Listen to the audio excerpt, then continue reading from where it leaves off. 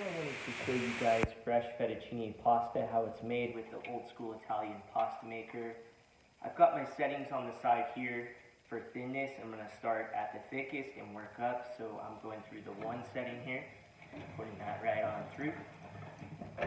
Then we're going to go to the 3. I like to skip in between to be a little more efficient. And then we are going to the 5.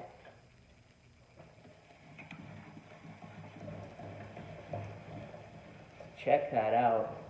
I'm going to go ahead and cut this in half to make it a bit more manageable here.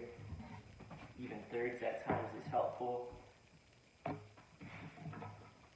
And then I just move right here to our fettuccine attachment and put it on through.